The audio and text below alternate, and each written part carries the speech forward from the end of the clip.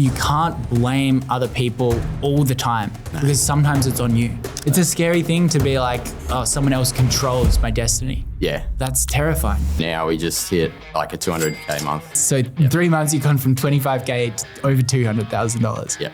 How does that feel? Awesome. Hard to believe. Yeah. What happened that other people can kind of copy to take it to that next level that you just did? Definitely like the Facebook ads. Good video, even just one. Like we have one that just performs. That's our evergreen. I find that a lot of early stage brands do really overcomplicate this. Like you only need one creative to 10x. They pay a ton of creators. The messages to the creators is like this strict brief. It loses its authenticity. They fail in business and they blame the supplier for everything. Do you have tech packs in place? Have you clearly communicated what you actually want? Like, have you got proper supply chain controls in place? Are you doing your QC with the factory to clearly communicate? Build frameworks in your own brain to make sure that you are learning. I wouldn't say I'm the best marketer. So the plan is like, we want to do a $10 million year. My name is Nick Bacon and my business is Skylock. Awesome. What do you sell? We sell Starlink mini mounts for vehicles and power accessories too. So Starlink being the internet dish from Elon Musk, you sell mounts on your car for that. Yep. How big is that market? Pretty big, we're finding out. So scaling very quick. How's sales been going? Good, very good. Especially, since Daily Mentor. Yeah. So. How can you share specifics? Do you feel comfortable? Yeah, that's fine. Yeah. So like when we went to Vegas, I did a testimonial with you. Yeah. So that was like, 25K a month. Yep. Now we just hit like a 200K a month or 211. So. Wow. So 10X. How long? So when was Vegas? That was 3 months ago. 3 months. So in 3 months, you've gone from 25K to over $200,000. Yeah.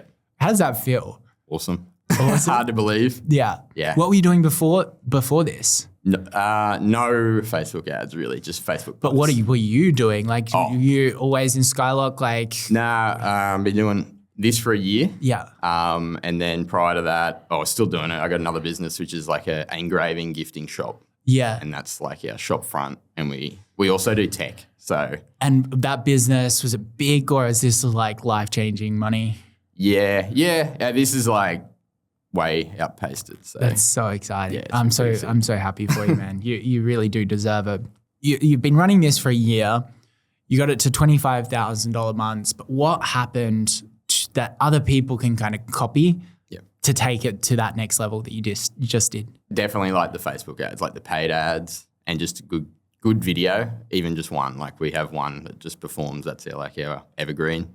Can you describe what that video is? Yeah. So one of the manufacturing companies in town, in Dalby, I gifted them like one of our products for, just helping out. He asked for one. He wanted to buy it. I just gave it to him. So they did us like a video in return, just like in-field usage. So like out in the paddock, where they're using it, like just on the laptop in the paddock sort of thing and that's machinery. So he wasn't a UGC creator. He was just a regular bloke.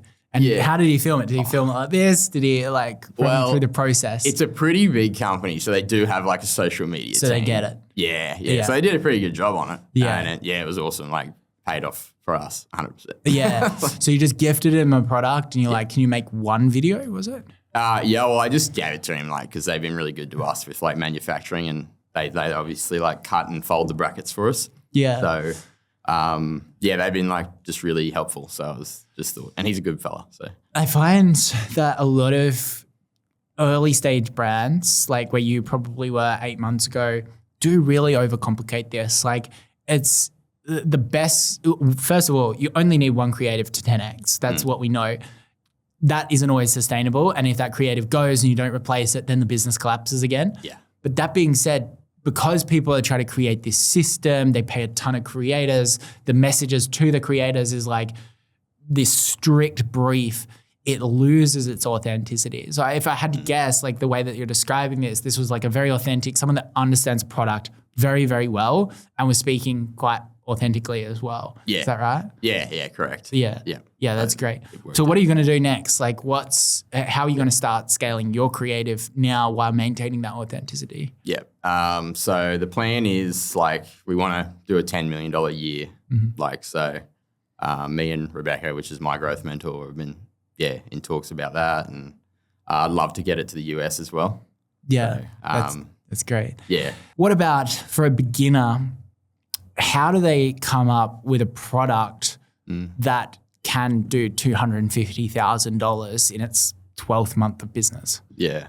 Probably just, I was pretty lucky because we had like a tech side. And we're rural. So we'd sort of see people coming in and they'll complain about bad signal. And then Starlink come out. So it sort of went hand in hand. But just finding that a hole in the market, it's got to be something pretty useful, I find. As soon as you identify a problem, no matter how niche, try to design a solution. But also, it sounds like you worked towards your advantage of having, I like to think of them as Venn diagrams. So for me, it's like e-commerce and YouTube is like a Venn diagram, and then what overlaps is my businesses. Yep. It sounds like you had that as well. You had the tech side as well. Yeah. You're in Dolby, so you understand the negatives of poor signal. Yep. I don't know. Is that kind of how you approach the product development process? Yeah, it is. It is. It's just sort of like a need for it. Yeah. We just hear about it all the time. So it was a simple solution to it. And some people were already doing the bigger ones, but they had to you have to do modifications to them to actually get them running. Oh, so there is competitors out there. Like that. But But you just simplified it.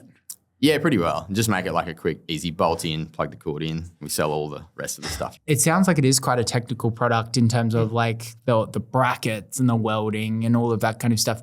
How did you develop that? Did you use CAD files? Did you use an engineer? How do you come up with something like that? So part of our engraving business taught me how to draw. So I could draw, can't really fold or anything. That's not part of our thing, but I could draw it up and send it to the So you machine can shop. draw literally the diagrams with the dimensions and all of those specifics. Yeah, and then just 3D printed out some brackets and that, and did a tester. That's cool. So you 3D printed it as well. Yeah, I got the plate printed. cut, but the base brackets and that. Yeah, 3D printed them. What would your advice be for someone that can't draw? Obviously, they can go to someone to get it 3D printed, but do you hire someone for that? Well, I just drew these myself, but now we're getting them injection molded too because printing's slow. Yeah. So probably just find someone or see if you can find someone that can draw. If you need that, for sure, hire. You're an interesting type of founder. You've obviously started to get some great success. Would you say you're more of I find that there's two types of people. There's the marketing orientated person, and then there's the operations orientated person. Yep. Product can kind of sit in either of those sometimes, I find. Yeah. Where do you think you are in that spectrum? I wouldn't say I'm the best marketer. Facebook's really helped with that. Yeah. So, I'm learning it and definitely getting better, but probably more of the doer. I'd say getting the product made and out there. But I'm learning. So more product and operations. You're more logical approach. Yeah. Definitely. Yeah. Often when there's a person like you running a business in the early stages, I ask that question. In fact, I ask that with pretty much every single business, even if they're at 25 million, because the next hire is such a critical thing. If you're a marketing orientated founder, I find that head of operations, operational manager is such a critical role because it creates order out of the chaos that they're creating through the sales generation. Yeah. You're kind of like this operations person, but you still seem like you've got this ability to do marketing because you understand your product so well. You've got some connections in that space, but then you're pairing it with Daily Mentor, which is helping. But have you thought about your next? Have you hired anyone? Have you thought about who you're going to hire next? Run me through that as a smallish business. Yeah. So we've got we're all in one building at the moment. So I'm using my other business and we're making the products there and sending them out from there and everything. So I've got 4 people employed at the moment. So cool. They're mainly, they started with this other business, but we just, when we need them, we use them for that. What roles are they doing? What roles do you need to get off your plate as a founder at your stage? Mainly just the physical, building the product. So I guess at one point, when we get big enough, it'll probably be outsourced. But right now it's all in-house and building them, shipping them, all that. I'm more if it needs modifications or if we're doing a new product, I'll do that myself. Yeah. It's mainly physical. I'm getting them on at the moment. Okay. But we probably need someone that's a bit more like organization. making processes for everything. That's definitely on the radar soon. To hire someone like that. Yeah, it's an interesting journey there. I think you've just got to identify what skills that you have. I think the first hire that I always recommend is customer service for someone at your size. Yeah. Can you get that customer service rep in? Because it's an easy to hire for role. It's an easy to systemize role. It's not an important role. No. It's such an imperative role, but it's very easy to understand from a technical capability. And then also all you really got to do is care, to be completely honest. So if you can hire someone there, then once you've got that customer service role, depending on how fast you grow, I find that the first step is always forecast out your profits. Your business is so interesting because the growth has been so quick. If you're going to do, it was at $10 million over the next 12 months, you're thinking? Yeah. So if you're going to be at 20% EBITDA, that's $2 million. At that point, you definitely want some senior people. Yeah. You probably want if you don't want to take the op side of the business and really focus there, you probably do want maybe a head of growth to really take over that. Yeah. And that's where the interesting thing. Have you thought about that at all? I've thought about it, but I haven't done anything about it yet. Yeah. So, yeah. It sounds like you're in the weeds a little bit. It's in my head. Yeah. 100%. Well, we can definitely work on that. Yeah. So what's next for the business? Where do you want to take it overall? I wouldn't share any product secrets because I do feel like that's a proprietary thing for you. Yeah. But yeah, where are you going to take the business overall, do you think? Well, we want to move to the Gold Coast. Yeah. So it's helping fund that, of course. But neighbours, mate. Yeah. That'd be good. Yeah. Do you live here? Yeah, I just bought a house around here. Oh, awesome. Yeah. But scale it up. Yeah, the 10 mil. Yeah. And then get it over the US. When delineating between what market you actually should sell in is secondary, you've got to look at the trend life cycle that has been created. So if you're selling, let's say, a commoditized product, like a piece of jewelry with a cross on it that looks like a unique cross or something like that, and that's trending, if that has been out for 3 years and is on Amazon in the US and it's super, super cheap versus it's not in the UK currently or even a smaller region, if you want to get early traction, you launch it where there's no competitors, because the way the ad ecosystems work, it's like an auction system. So with lack of competitors, you'll capture that. The other option is if the product does exist there, you can decide to brute force. You can get tons of creatives. You can be more patient. You can run at a loss for a little bit longer and get into that market. I would say, correct me if I'm wrong, the US, if you go quickly, I don't think that they'd probably have too many products similar to yours, right? Yeah, there's definitely some there, but and so let's say there is some there. The next step for you would be to do a market research document. Now, AI can help with this. You use a deep research model, and you go list all of the competitors, list out their specs, list out their price points, list out their potential margin, their point of difference from a brand perspective. You add all of this to the prompt, and then you go, I want to analyze the UK versus US as an opportunity. Yeah. And then what it will do is it will spit out all of this cool stuff. And you can see, it'll look at Amazon, where there's different channels. And because if it'll even say, oh, this is in retail and it's half the price than you're planning to sell it from, it's clearly not going to work there. Yeah. So I think that's what I'd probably say, do as a next step. Yeah. And chances are, with the Australia growth, it probably is US probably still is an open opportunity. Yeah. I know I listened to a podcast of yours where you said you did Australia then UK, sort of did it the other way that most people do. Yeah. We were selling in the US for a bit, but then we ended up going the opposite. We went to UK because the trend was already existed, and then we went to Canada and went that. Smart. Yeah. So you mentioned your growth mentor. For those people that don't understand, in Daily Mentor, you get a growth mentor assigned. And these growth mentors, that we make sure that they have grown a brand very well, but also grown it in a nature that blends itself very well to the exact person. So run me through what you and Rebecca have what that process looked like for anyone that's kind of interested in getting mentorship. Yeah. So we pretty well just ran through what I have set up, where I'm at, and she can, obviously she's the professional, so she can pinpoint where I should spend time. Yeah. The best ROI, which, at the moment is probably emails and things like that. But so you had one-on-one call, right? Yeah, many. Yeah. So many one-on-one calls, just going through prioritization frameworks. Yeah, pretty well just like where I'm at, because a lot of the time I find I'm blind to, what I should be spending time on. And it's easy to spend time on just like small things like put out fires and that. But it's hard. It's hard in those early stages when something breaks, you're like, I got to go fix this. But then at the same time, there's like, you got to think of the long-term vision, right? Yeah. What would you say the main thing that she has taught you, like one conversation that, has kind of helped?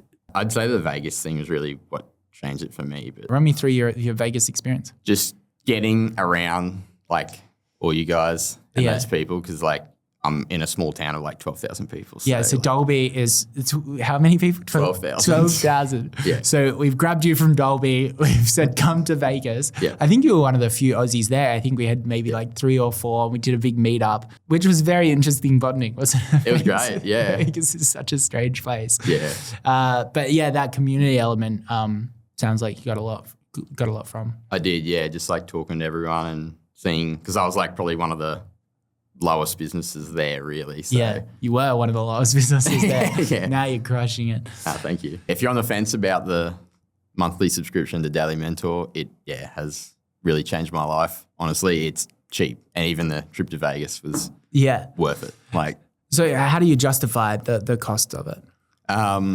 Just another subscription, really. Like you got your Shopify subscription, phone bill, internet bill. It's just one of them. But this one, helps you learn. And pushes you. And you just got to keep on it too. Like, don't let you book your calls, use everything you can. Exactly. You've got to use it. Like there's only, the calls are there, right? And we do dive into your businesses heaps and give you reminders and some level of accountability, but you still got to utilize the tool, right? Yeah. It's the same as everything. It's like utilizing your phone bill. Yeah. That's right. Yeah. That's the main thing, probably like actually just doing it. Because I know there's been a couple of weeks where I've sort of fallen off and then got to get back. Exactly. And I think the main difference that I see from like all the people that I've interviewed on this type of podcast is the ability to take ownership over their own learning. There's only so much that like, friends that I respect, they go to courses and so many different types of learning experiences and they get so much out of it. And then there's some other people that just get nothing out of it and they say, this sucks. Yeah. And it's because they're willing to roll up their sleeves.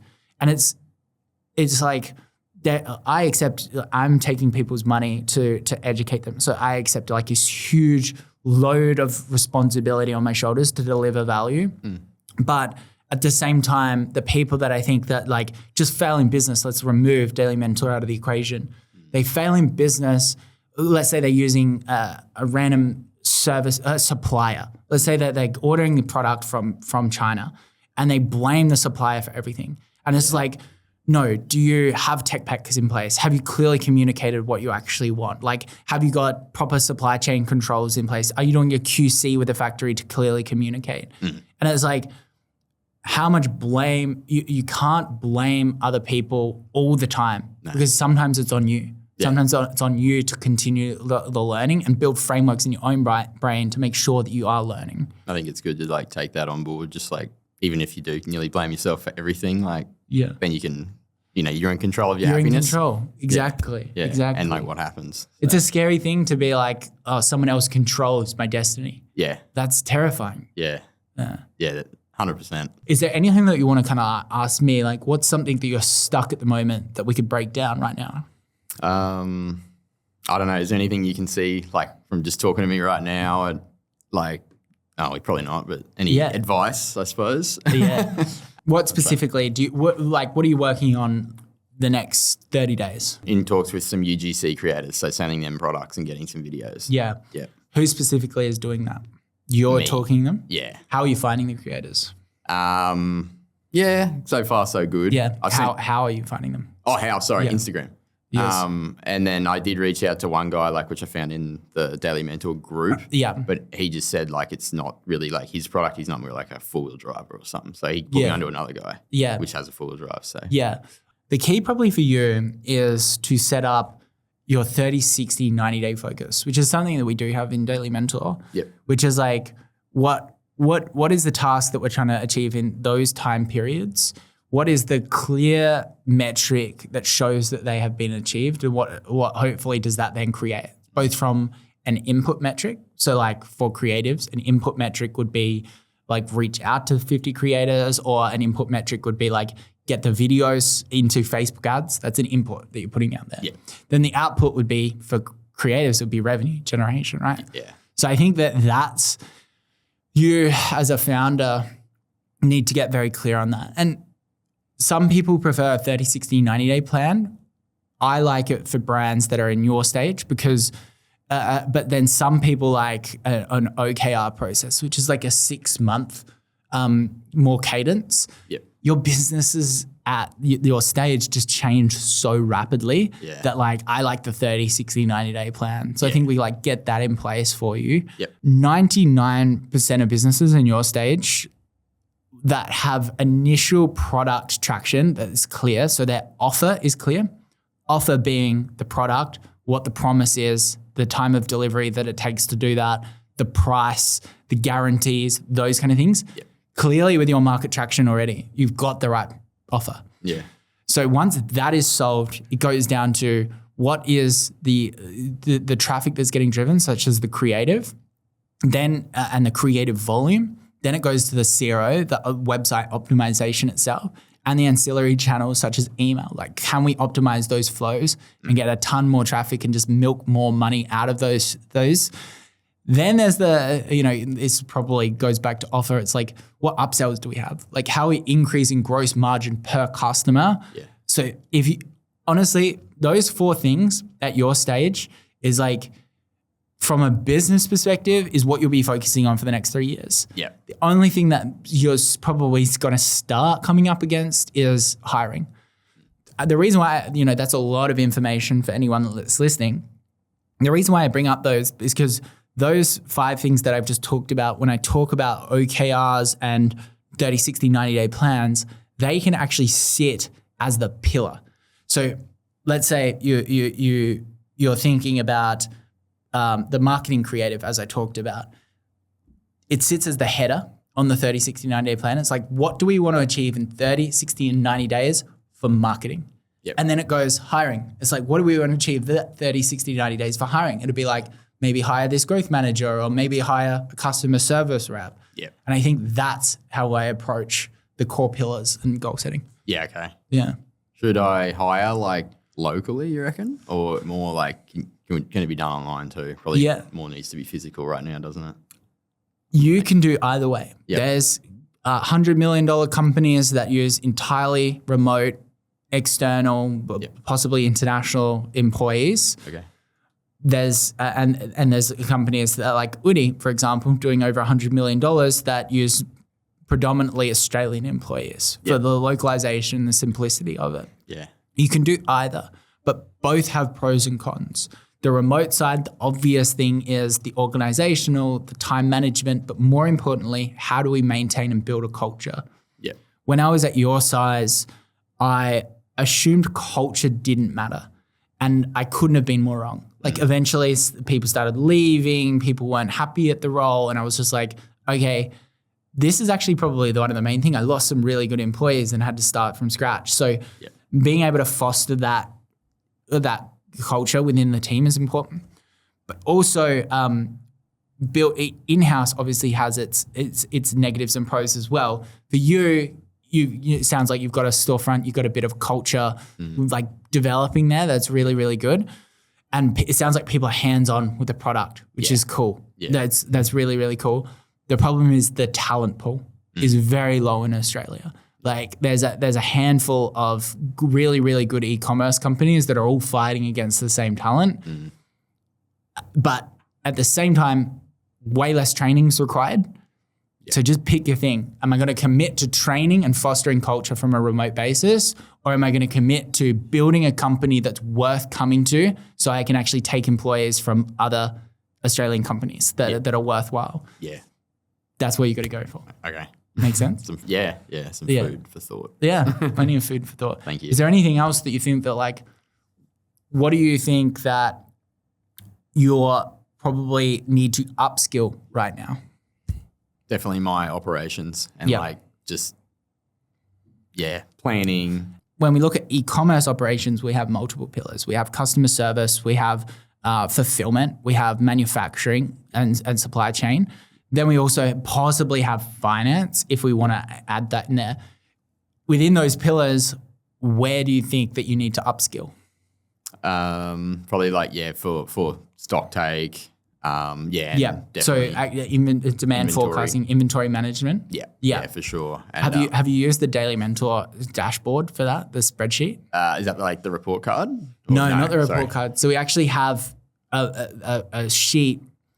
So when I started inventory management, I was like, how can I keep getting this so wrong?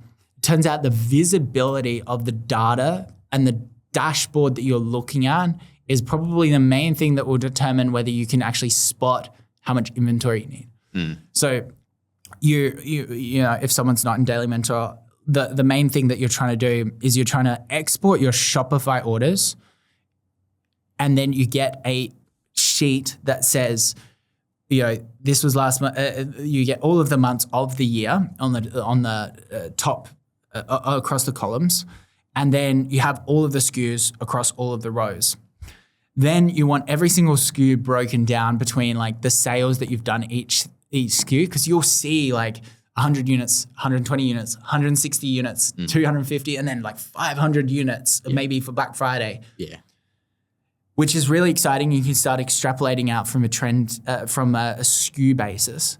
But then you want one other thing on that sheet, which is like you want the weeks of coverage that you currently have for that stock.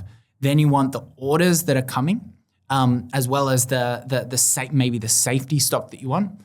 Then what you can do is you just like change how much you're going to sell in the future months, and it should spit out how much you need to order right now. Okay. And as soon as you have that sheet, like I used to think I'm bad at operations, I'm a marketing orientated founder, but realistically the skill set that I didn't have was that I just couldn't build that template. Yeah. I can see numbers, I can just extrapolate and think about things. Yeah. So build that visibility and you should be good. Okay, I'll do that. So you had your first business and it sounds like it was going okay. What do you think that gives you the belief that you can create a second business and keep pushing forward from it? Yeah. So one of the main things would be, when we went to Vegas, as I touched on earlier, just being around all these people in the group, in the Daily Mentor group, that just really helps me believe and see what is achievable, because I didn't really have many people around me doing those numbers and anything e-com related really. So that helped me a lot. Like, really. I've been looking into this theory around like an upper limit problem, which is a concept around, you know, a lot of people, when things are going really good, they have this voice that says, this can't last as long as it can. Yeah. And I had that with Udi. That's why I tried to sell in the early years, because I was like doing $10 million through wearable blankets. Everyone was like, this is a trend that's going to go. And then it went to 100 and everyone was like, this is a trend that's going to go. And like that, those voices around you enforce and create an upper limit theory problem for most people. And I like what you're touching on there. And I think there's so many silly, crazy businesses out there that probably deliver less value than you that are doing so much more. So I like what you're saying there, just by like hanging out with the people that are doing crazy revenue numbers. Literally. Can like it motivate you to do more. Yeah, it did. 100%. Yeah. So, it sounds kind of crazy, I suppose, but it's true. No, it is true. It is true. I think that it's a double-edged sword though. It's a way that you look at those numbers, because comparison is the theft of joy. If we look at these numbers and we go, okay, we can take motivation out of it and push there, or we can go, I'm not good enough, I'm not hitting those numbers yet. And this is a trap that I always fall in. As soon as I hang out with like a billionaire friend, I go like, oh, I need to work more. Yeah. But I think that what we need to keep doing for people like you is like fostering like an acceptance community. Intelligence is the degree of, do you get what you want out of life? And if you've just had 2 kids, right? Yeah. If you can get financial freedom from them, security for them if they ever need a medical procedure, as well as you can maybe stay at home and hang out with them whenever you want, be your own boss. Yeah. I don't care if there's a billionaire or like you probably prefer your life, right? So I think that's the other culture that we kind of need to continue fostering for people like you. Yeah, you got to have a bit of balance. Yeah. 100%. Yeah. Yeah. Like I do love the family time, and I've taken 2 weeks off. So I love it. Yeah. See, that's perfect, right? You should be proud, man. Thank you. Look, I think you're going to crush it. I think we will continue to support you. And if you ever absolutely need anything like a session like this, I'm there for you. Awesome. Awesome. Thank you, Davey. Appreciate it. I appreciate it. If you liked today's episode, make sure you go click the link below and check out Daily Mentor.